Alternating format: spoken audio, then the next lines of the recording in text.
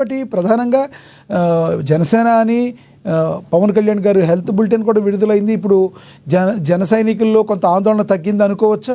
ఎప్పుడు డిశ్చార్జ్ అయ్యే అవకాశం ఉంది, ఒకసారి చెప్తారా? సార్ లక్ష్మణ్ గారు అమరావతి గురించి మాట్లాడారు.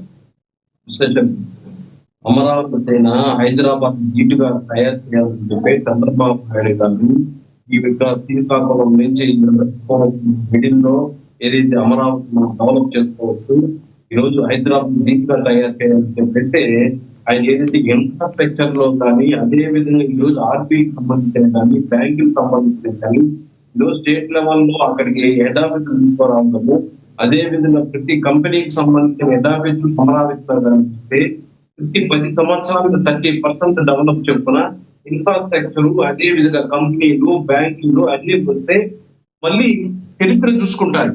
ఈరోజు హైదరాబాద్ 10 ఏళ్ళకు 20 ఏళ్ళకు డెవలప్ కాలేదు, 4 సంవత్సరాలు పట్టింది. దానికి రూపుదిద్దినాడు చంద్రబాబు నాయుడు గారు.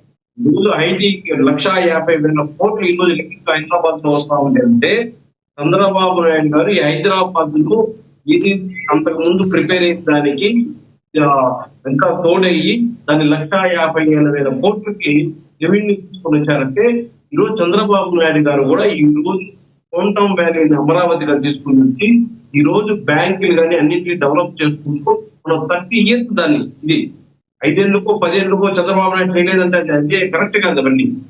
10 సంవత్సరాలకు 30% డెవలప్మెంట్ తో అన్ని కంపెనీలు 10 సంవత్సరాలు వస్తే ఆటోమేటిక్ గా డెవలప్ అయిపోతుంది. మేబీ రోడ్లు, దానికి కావాల్సిన ట్రైన్లు, కాలువలు, వాళ్ళకి కావాల్సిన సదుపాయాలు కల్పిస్తే ఆటోమేటిక్ గా బ్యాంకులు, కంపెనీలు అన్ని ఒకటి వచ్చి 4 కంపెనీలు ఉంటే ఇంకో 4 కంపెనీలు వచ్చి అక్కడికి వస్తాయి.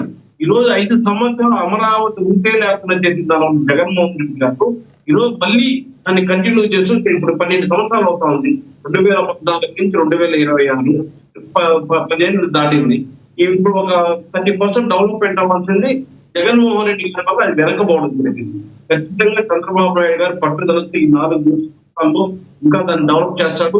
పవన్ కళ్యాణ్ కూడా ఈ రోజు చంద్రబాబు నాయుడు గారు మంత్రి జగన్మోహన్ రెడ్డి గారు 54 రోజులు జైల్లో పెడితే పవన్ కళ్యాణ్ నేను మీకు మద్దతుగా ఉన్నాను, జగన్మోహన్ రెడ్డి గారు తాట దేశానికి ముందుకు వచ్చి ఈ రోజు కార్యకర్తలకి, తెలుగుదేశం పార్టీ నాయకులకి చంద్రబాబు నాయుడు గారికి అండగా ఉండి చంద్రబాబు నాయుడు గారికి ఈగ వాళ్ళని ఇప్పుడు చూసుకోవాలి.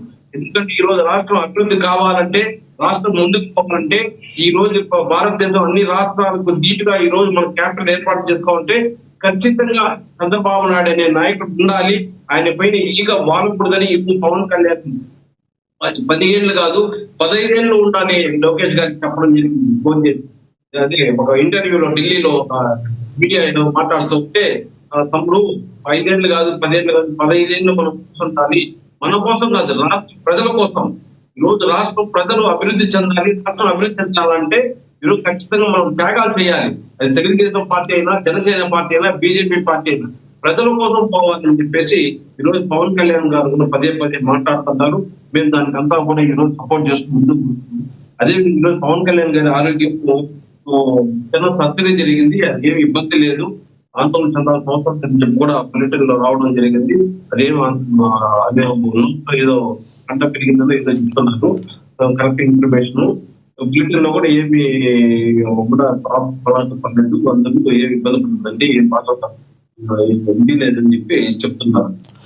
వేణుగోపాల్ గారు, నో డౌట్ చంద్రబాబు నాయుడు గారికి కావచ్చు, పవన్ కళ్యాణ్ గారికి కావచ్చు ఒక మంచి ర్యాప్ ఉంది, లోకేష్ గారికి మరి అందరికీ కూడా మంచి ర్యాప్ ఉంది.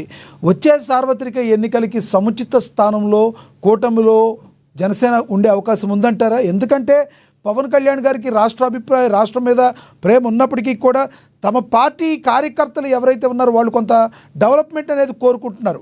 ఆ దిశగా అడుగులు పడే అవకాశం ఉందా కూటమిలో? సార్ ఇప్పుడు నిన్న బిల్లు పెట్టడం జరిగింది కేంద్రం, ఏదైతే నియోజకవర్గాల పెంపు గురించి, అది కూడా ఫెయిల్యూర్ అయిపోయింది. మళ్ళీ 170 నియోజకవర్గాలతోనే పోవాలో లేదా నియోజకవర్గాలు తరగతులు ఈరోజు చంద్రబాబు నాయుడు గారికి తెలుసు, పవన్ కళ్యాణ్ గారికి తెలుసు, భారతీయ జనతా పార్టీ మోడీ గారికి తెలుసు. వాళ్ళు పెద్దలు కూర్చొని నిర్ణయించుకుంటే దేనికైనా సరే పవన్ కళ్యాణ్ ఏమంటున్నాడు, మనకు పదవులు కాదు, పరిపాలన కాదు ముఖ్యము, ప్రజలు ముఖ్యము, వాళ్ళ అభివృద్ధి ముఖ్యము, రాష్ట్ర అభివృద్ధి ముఖ్యము, దాన్ని దృష్టిలో పెట్టడం పనిచేయాలి కానీ మళ్ళీ ఇంతతో పోయేసి జగన్మోహన్ రెడ్డి లాంటి వ్యక్తి చేసి రాష్ట్రాన్ని మళ్ళీ 20% తీసుకుపోయే పరిస్థితి ఉండకూడదు. అంటే అదే పవన్ కళ్యాణ్ గారు గతంలో అన్నారు కదా, అదే పవన్ కళ్యాణ్ గారు గతంలో ఒక సందర్భంగా మాట్లాడుతూ నాకు పట్టుమని మీరు 10-15 సీట్లు గెలిపించుంటే నేను కూడా మెజారిటీ కొన్ని సీట్లు అడగడానికి అవకాశం ఉండేది, నన్ను గెలిపించండి ఈసారి అన్నారు. ఈసారి మరి ఒక మంచి కరెక్ట్గా ఉండే అవకాశం ఉందంటారా కూటమిలో అని ఎంతోమంది అడుగుతున్నారు.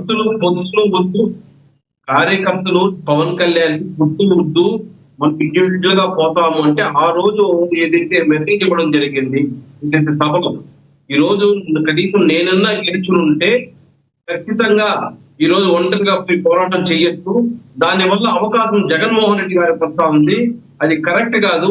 ఈ రోజు చంద్రబాబు నాయుడు ఒంటరిగా పోటీ చేసి, నేను ఒంటరిగా పోటీ చేసి, అదేవిధంగా భారతీయ జనతా పార్టీ ఒంటరిగా పోటీ చేస్తే ఈ రోజు పవన్ కళ్యాణ్ గారు ఏమంటున్నారు, జగన్మోహన్ రెడ్డి గారు అనే ఒక దుర్మార్గాన్ని విడివిడిగా ఎదుర్కోలేము.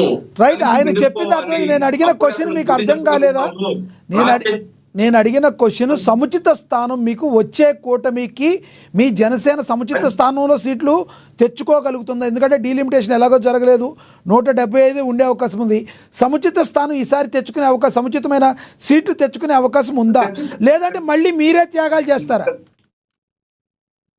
మేము చెప్పడం ఏమంటే ఇక్కడ ప్రజల్ని రాష్ట్రాన్ని దృష్టిలో పెట్టుకొని చంద్రబాబు నాయుడు గారు పోరాటం జరుగుతున్నది.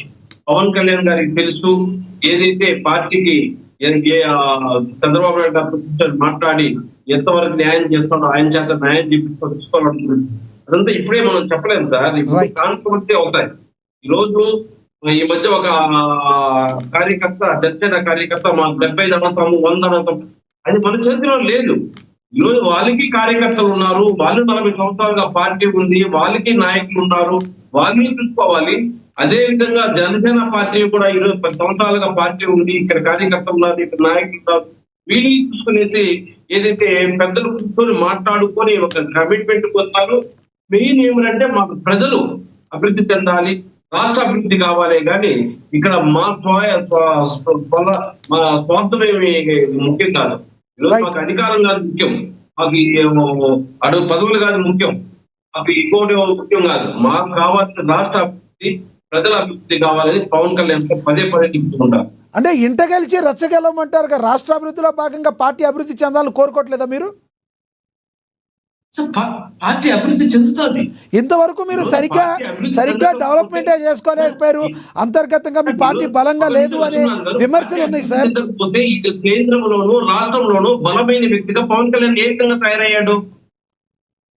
ఫస్ట్ సారి ఒకటి వేణుగారు సంబంధం లేకుండా కూడా మాట్లాడాల్సి వస్తుంది, ఒకటి ఫస్ట్ సంబంధం లేకపోయినా మాట్లాడాల్సి వస్తుంది. ఒకటి పవన్ కళ్యాణ్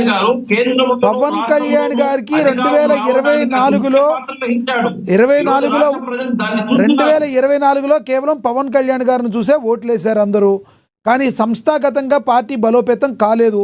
సంస్థాగతంగా పార్టీ బలోపేతం అవ్వాలనుకుంటున్నారా మీరు? కేవలం రాష్ట్ర అభివృద్ధి ఉంటే చాలా, పార్టీ అభివృద్ధి అవసరం లేదా? ఈ రోజుకి ఒక్కొక్క నియోజకవర్గానికి దాదాపు